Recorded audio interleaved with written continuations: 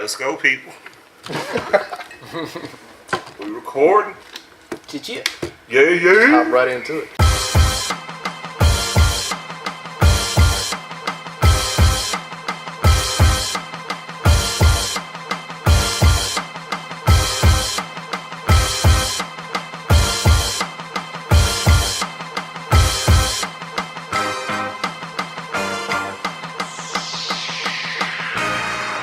All right, so we're gonna switch gears to the fun part. This is usually the fun part. We only did this is our second 2.5 time, but this is like the fun part. We talk about the industry. We talk about the bad, the good, and the WTFs. This about to be funny. This about to be funny. When I saw the note. Yeah, I had a good. And it was like right before all the extra stuff hit. You know what I'm saying? I was like, okay, this is where it's at. But industry talk segment. React to the following statement. You just gonna get up and leave on this one? Hey, you gotta do what you gotta do. Let's wait till he grab him a seat. Grab a seat and let's rap it, Tad. I gotta hear your words on this. All right, industry talk segment. React to the following statement. Soulja Boy is legendary. Yes or Actually, no? he is. Okay. Actually, he is. Yes, he is. And what I mean, and I'm not saying that he's legendary, like he brought all kind of like amazing positivity and butterflies and blueberries. Right. I'm not saying that. But what I'm saying is this. Well, if it wasn't for Soulja Boy, you wouldn't have your Uzi Verts, you wouldn't have your Kodak Blacks, you wouldn't have your, let's just say like your famous Dexes, that whole new wave. Soulja Boy is sort of like that bridge between that whole new wave. Him as far as with his cadence, his style, and the way his music is put together, and in combination with somebody like a Wayne with his style. Mm-hmm. You wouldn't have the new wave if it wouldn't have been for Soulja Boy. Yeah. And he was, not saying that he took the content out the music, but he was the one, like that was his thing, was making catchy stuff. Getting people up. And you can't, like I said, he's an influencer in that regard. He's like those, like all the new wave, he's like their older brother. That's true. I mean, much as people don't like him because his lyrics, I mean, they said hip hop is dead because of him. Nah, I think that was weird. that was weird. I mean, even so back then, it was like, it was divisive. Everybody was picking sides, like, yeah, we like Atlanta music now because blah, blah, blah. And then you had, everybody else like, we about lyricism, so I don't know what you're talking about. But, I mean, Chris Cross came out before then. I'm considering him in that same bracket or category. Yeah, you could consider him a Chris Cross type dude. Yeah.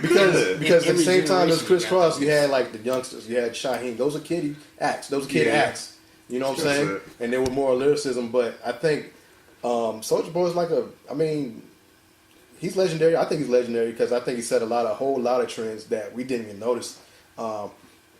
Sponsorship, I know with Swisher Sweet back then, he was sponsored by Swisher Sweets back in the early 2000s. Did y'all know that? I did not. That is what you call a fun fact right there, literally. Yeah. He was sponsored by Swisher Sweets. Did you know? Yeah. There was a video clip of him saying, I love Swisher Sweets. He's throwing Swisher Sweets at the camera. Yeah, I'm sponsored by blah, blah, blah. Do you know what this means? Of course, Swishers. Do you know I can do all day? It was all that type of stuff. It was like, it's a good thing. They told that fool since he was doing earlier this week. Yeah, it was the exact same energy that he was doing that. Swish? What? It was me the whole time. They know my name. That's me. Yeah. So, oh man, but I mean, that's good information. It's good to know. Yeah, like he said, it's on YouTube. Look it up. Nah, but you know what? I'm definitely going to. Something else I gotta add to this about Soulja Boy.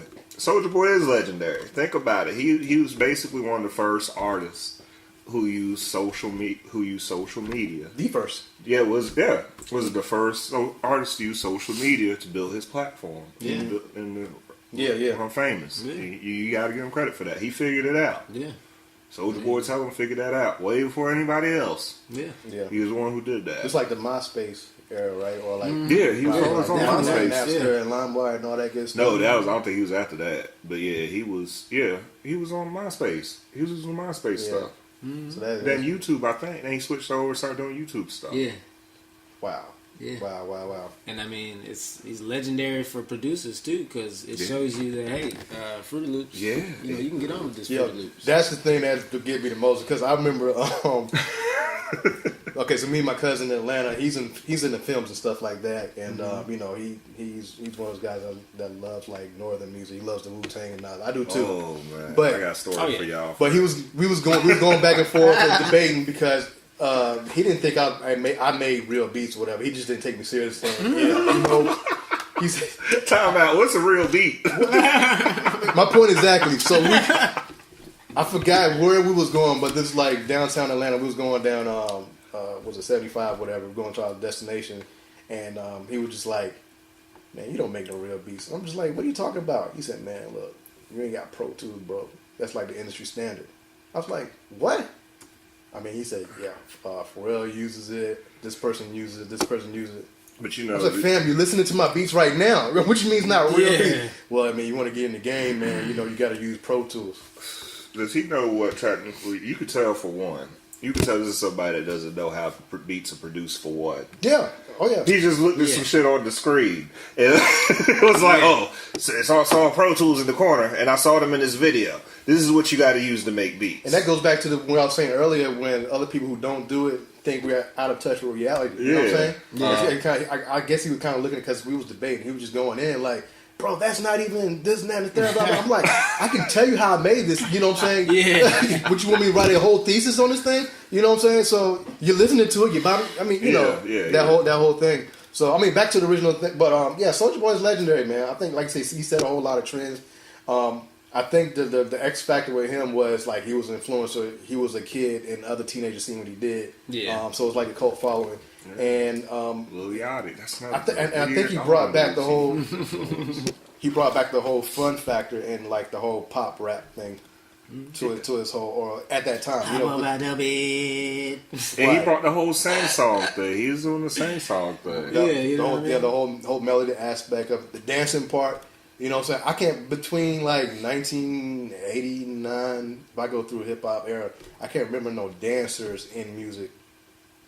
Before, around that same time, unless it was like Big Daddy Kane, Biz Markie, MC Hammer. No, you can't like MC Hammer used to dance. But see, look, what? Heavy D, you know what I'm saying? He was dancing, getting it. You know what I'm saying? Look at the time frame between that. Kid play Happy Rap. You know what I'm saying? So, in essence, he's legendary, and also he took like the hip hop formula and ran with it. Yeah, I mean, you can't argue with that. Yeah, but the other thing is hits on top of hits on top of hits, like hits. Yeah, he got some hits. Yeah. Hits like he took some music he recorded in the closet and ran with it. Yeah, in the world. I should have pulled up his some of his track list of some of the singles, like Bird Walk. What's it? You that one? Swag. I posted about that. I posted about that earlier. I said y'all cannot tell me y'all wasn't bobbing your head to that. Because every college party or every whatever, y'all was singing that. Say what's up? Yeah. You know what I'm saying? Frat and sororities had dances to it and stuff like that. So I think he's legendary. So and then when you're the top of the game, of course, everybody wants to take you down too. So all right. So the next topic. I can talk about. What's so messed up about that? You got some really good topics, man. Today, ringtones. Really good topics. He killed the ringtone. Yeah, ringtones. Yeah, that's what. Ringtones. He shut the ringtone game down. Like, dude, you did a real good job there with these darn topics. Okay, we could talk about it. It might seem like you could talk about Soulja Boy for a while. You can talk about Soulja Boy for a while. I'm just saying, man. So what? I know we talked about him being legendary. So what did y'all think about what he said in regards to Drake? How much validity or truth you think is in that? I don't really know, because I'm just saying, because as far as the lyrics or as far as the whole style? The cadence. Oh, the cadence, it's the same. Cadence, I haven't looked at the credits and see who does. I don't think he wrote it. You can pull up a lot of songs with Drake and somebody else's cadence. Yeah. I mean, that happens. That happens just a lot with that dude. Yeah, I'm a Drake fan. That happens a lot. You can't take away from the fact that he still makes good music. He does. I mean? That's what I'm saying. Yeah, a lot of artists can say the same thing. He stole my cadence on one song. Like, okay. I understand. I think there's a lot Jay-Z of did that a cases. few times too, though. Yeah, His music true. is still fire. You Yeah, know, you right. don't listen to it any less. Yeah, it's Right, true. right. You know, so it all depends on what they doing. Okay, does he still like the song, the lyrics? What are we talking? What did he do? I think he was trolling on that one. Yeah. That was GoPro. I think he was trolling on that part. I think he knows what's up on that. Yeah. But we in this new era where trolling is like That's how you get on. yeah. And like, I mean, That's how you get your buzz. if I'm going to a big radio station and I have the opportunity to do whatever, to go at somebody basically, who would you rather go at? number one. Exactly. Number one. I got to. Yeah, because I got to. it's going to drive your popularity up. You're going to shoot through the moon. People going to start looking up your music again if you ain't dropping nothing lately. What's crazy though? He was in that interview in the Breakfast Club. He was name dropping like Chief Keef, Trippie Redd, Lil Pump, and these are typical guys. First of all, of that era too, will actually hop on the phone just to argue back with him. Oh yeah, of course. You know what I'm saying? I guess that's the definition of clout chasing and all that good stuff. But yeah, if you need some attention, just start name dropping. and let's be real. Other than taste, I guess he's saying he had a bigger comeback than Tiger. But we in South Carolina. I don't think we've heard too much from Tiger. You? I heard the beat more than I heard Tiger. Right. I'll say that much. I heard that more than I heard him. And I guarantee you, because, I probably heard that song 4 times, and I probably heard that beat about 50 times.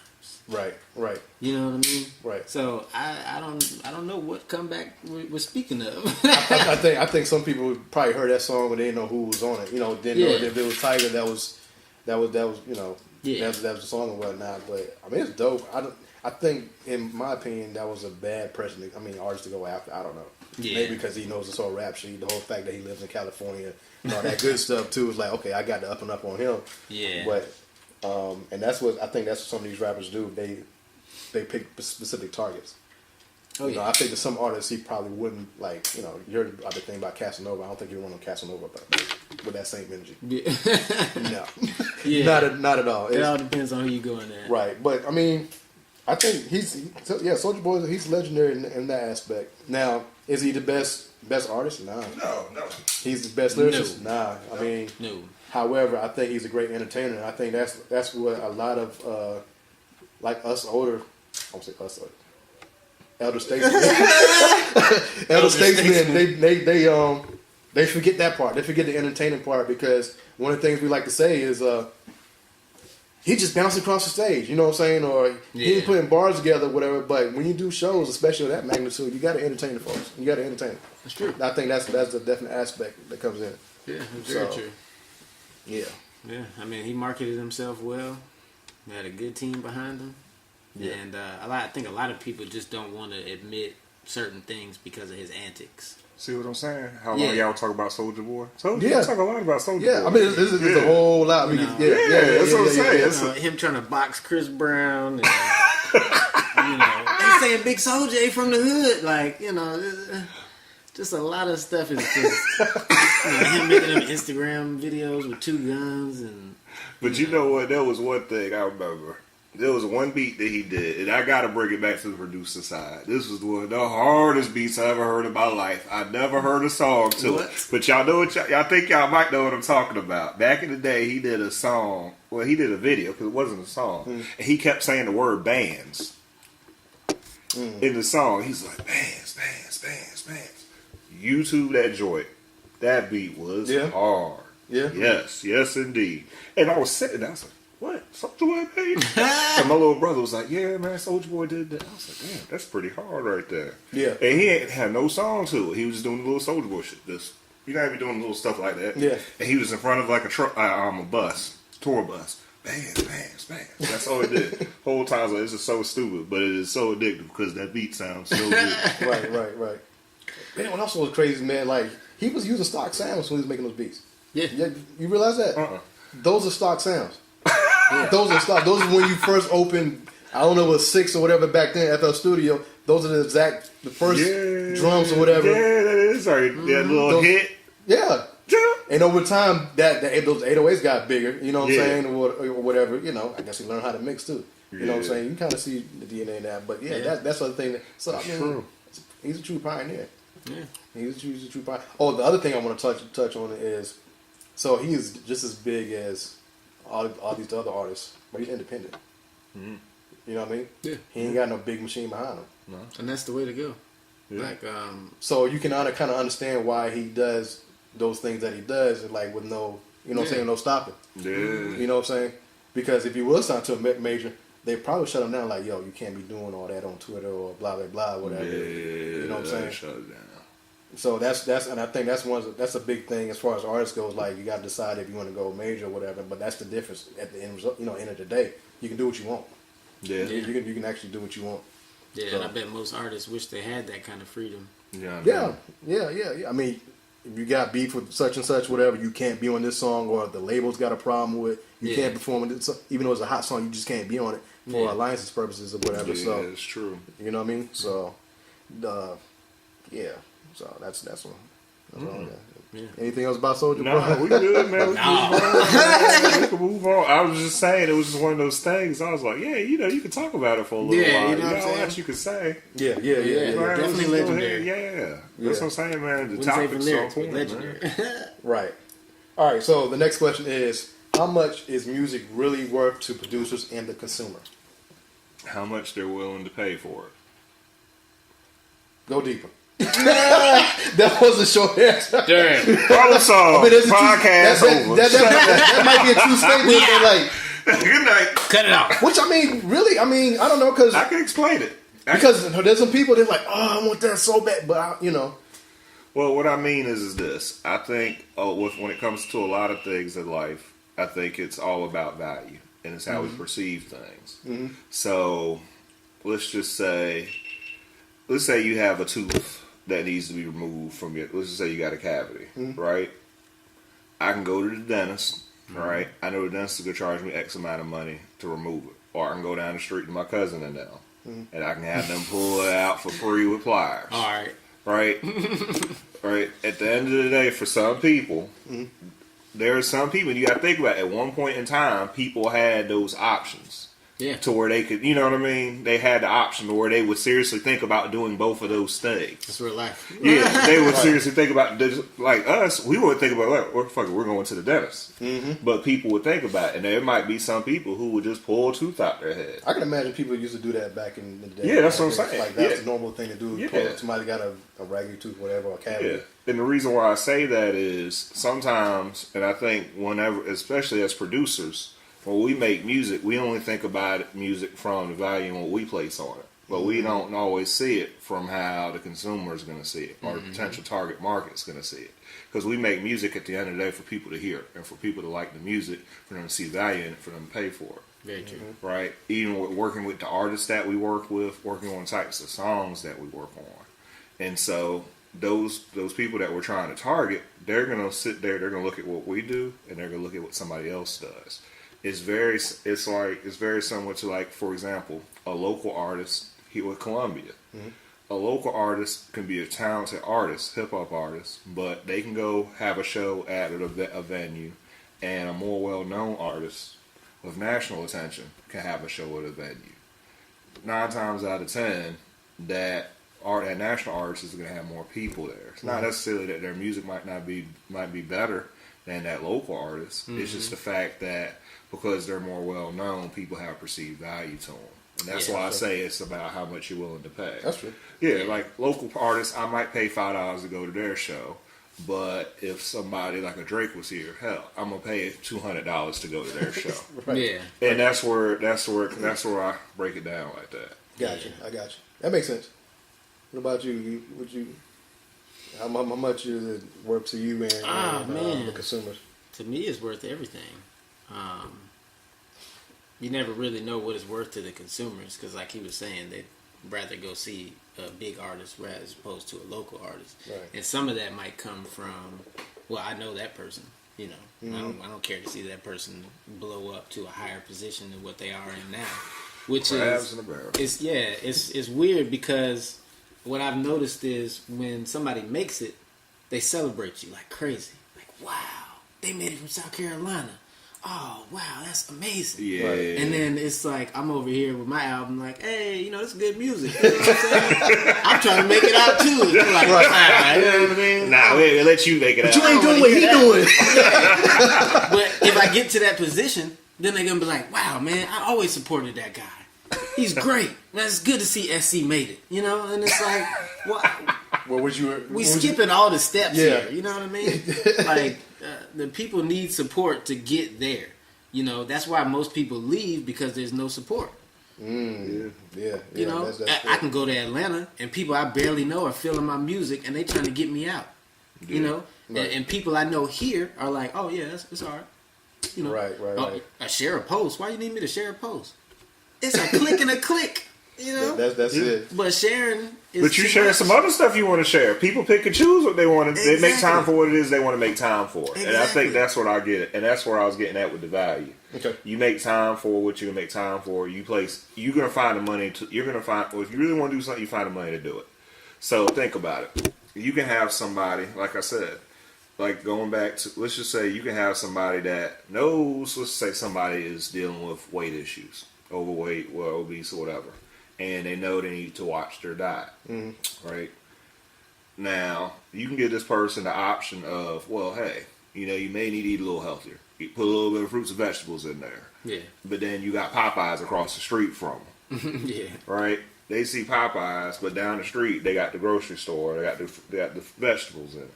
These jokers are going to find, if they really want to lose weight or want to make a change or add some stuff, they'll go buy the vegetables.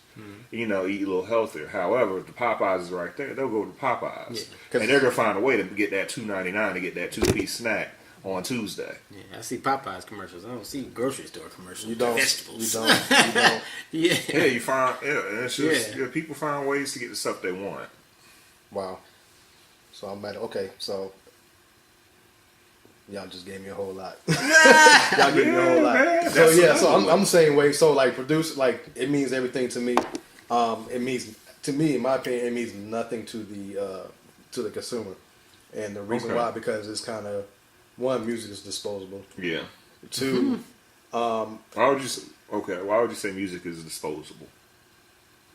Because the era that we in is just like you dump music out, and it just, like me, if I make a beat and post it online today, by Monday, ain't nobody gonna remember I posted the beat today. You know what I mean? Yeah. You know what I'm saying? Even if I repost it, I can actually, and it's funny because I try this, is repost it as I just made it, be like, yo, check this new beat out.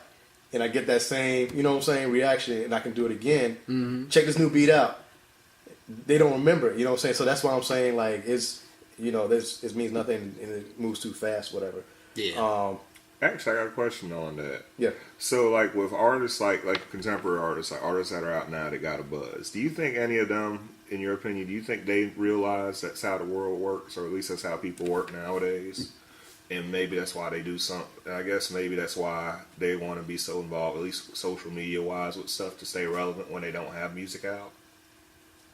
This is the question I'm throwing out there. Yeah, I mean, a lot of it is antics. Yeah, that's what I'm saying. You have to keep yourself relevant. Yeah. Do all these kind of things. Like, I wonder how many people would listen to Tekashi 6ix9ine if he wasn't everywhere doing wild stuff. You know what I mean? Well, he ain't everywhere doing wild stuff. You know, not right now. Right now, but yeah. But when he was out, you know, if he was just studio, stage, interviews, you know, if he was one of them clean cut, just go there, do that kind of stuff. Like Logic. Yeah, you know what I mean? I mean, people would listen to him. People like Logic, but he don't do the antics and all that good stuff. You know what I mean? Exactly. And if he's got good music, really good music that a lot of people would connect with, they're probably not going to care. Right. He's not entertaining enough outside of music. That's what people are going to say. And most fans have ADHD anyway. Yeah, that's true. You know what I'm saying? True. Oh, such and such dropped an album today. Oh, wow, but he did too. I'm going to play this one time, play that one time. And it never sticks. Nothing really sticks. Like, it never lands with them to where, I remember I used to listen to The Chronic when it came out. What was that, 99, 2000? One of them? The second Chronic. Yeah, I think like 2000. 2001. Yeah. That stayed in the car for months. months. Yeah, You know what I mean? That stuck.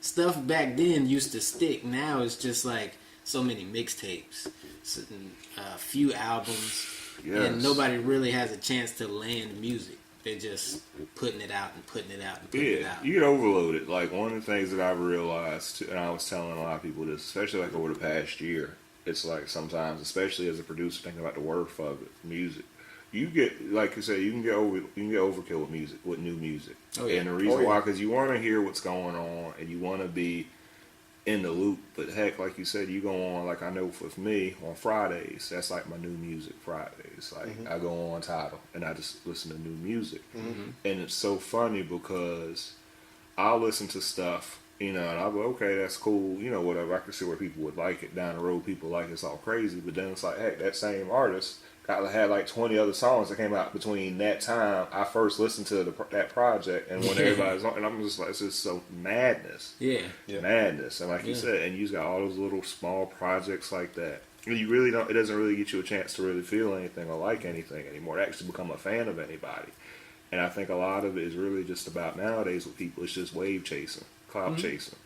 So it's just, I like this because this is what these people like, and I want to seek validation from those people. And I think sometimes, even with producers, I think our worth and our value gets caught up in that sometimes too. Because I think there are a lot of producers that might, you know, back in the day, producers were well known for having their own little unique style, their own unique sound. Like, you knew when you heard a Premiere track out project, you knew what that was going to sound like. You knew when you heard Tip. You knew when you heard Dre. You know what I mean? Like, even like Pharrell, you knew that. Yeah. Nowadays, with producers now, it's like you have a producer, and a producer has a hit song.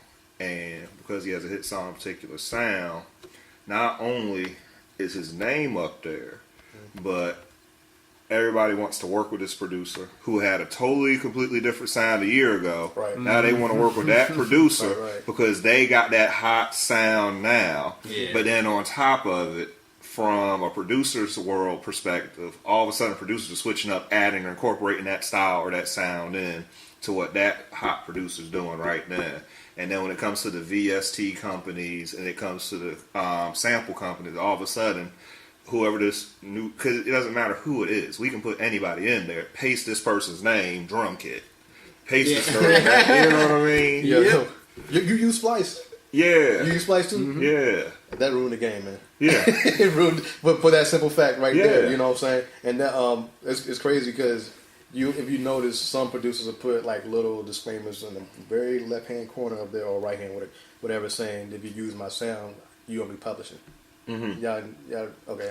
All right, good information. That's what I'm saying. You know, it's crazy, and because who does that? Illmind. I'm actually wearing this T-shirt. Illmind does that. He any drum pack he sends out, I used to buy it exclusively from his website and stuff like that before he was on his other site, and it'd be like in a small corner, or it was a PDF that come after you download the pack, so saying any piece of blah blah blah, whatever you're publishing, yada yada, whatever. But don't you think that's how he got some of his placements?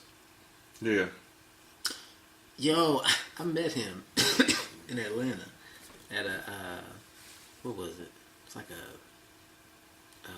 beat. I don't know. It's like a beat retreat, I guess. It was like a 3-day event, and he was there, and he was showing us some of the stuff that he did with Slaughterhouse and Eminem and all that, and yeah, he was like, all right, man, I'm going outside, man. If y'all want to come talk to me, come on, because I ain't waiting. I was like, all right, yeah, I'm in the way. Yeah. right. So, just being able to pick his brain a little bit while he smoked a cigarette, that was good. Like, I didn't forget anything he said. You know what I'm saying? Right. Yeah. Yeah, so I forgot what we was talking about. Oh, the worth of producers and that type of stuff. But yeah. But yeah, that's definitely how you can get some placements. Yeah. If somebody owe you some publishing. Yeah, because there's I ain't bad talking. Like Illmind was one of the guys I actually look up to whatever. Yeah, but there's some tracks that that he didn't possibly do by himself. However, his influence is there. You know what I'm saying? Yeah. That's weird too, because a lot of producers use ghost producers. Like Mask Off. Yeah. Mask Off was a song that he produced, actually. You know, just like, I don't think he makes trap beats that way, but okay. Well, yeah, but they do have ghost producers though, and a lot of people do. So you have, because of influence and stuff. And so you have somebody. It's just very similar. Like, because one of the things I do, I shoot photography and stuff, like especially like wedding photography, and it's well known that a lot of more established wedding photographers will have a second shooter or have other people that shoot along with them. And so who takes credit? Usually, if you're a second shooter, it's the primary shooter takes credit for the shots of the second shooter shots. Even though the second shooter has the option of being able to use the pictures or the photography that they shoot for their own portfolio. So essentially, it's the same thing that happens. So whenever you look at a lot of different albums or projects, like you might have a producer might have did it. Like, I'll give a great example of somebody that ghosted, was a ghost for a while, or was working underneath a production team. If you look at Timbaland, you got Danger Hands. Danger Hands is a classic example of that. But he started out like that, working with them on stuff. And then, of course, over time, with him working on those projects, his name got to be out there because he was still on the production credits. It was just because the Timbaland project, or Timbaland was on it, Timbaland was the main one. But however, over time, he was able to establish his own self, get his own name out there. So it's sort of like... It's like Scott Storch and Dr. Dre. Exactly. It's like an internship. It's like a producer internship. I'm not saying there's nothing wrong with it, but that's all it is. I don't know. But it goes back to worth. Yeah, I was about to say. So I mean, I know we know that part, but like, if I guess the consumer and stuff know that part, I guess it would kind of bring the value of music down. You know what I'm saying? Just a little bit. Yeah. Because one, I think consumers bring value down based on the fact that they don't understand what's going on. You know what I mean? So. And for producers, it's hard to turn down. Hey, Timbaland wants to work with you.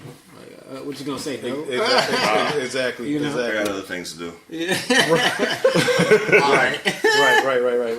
Right. So, and then, I mean, just a mere fact, I don't know if we touched on this part yet, but the hours that we put in, you know what I'm saying, making beats and stuff like that, I think that's where we place all of our value at, too. Yeah. Some of us sit there and search for hours for sounds. Right.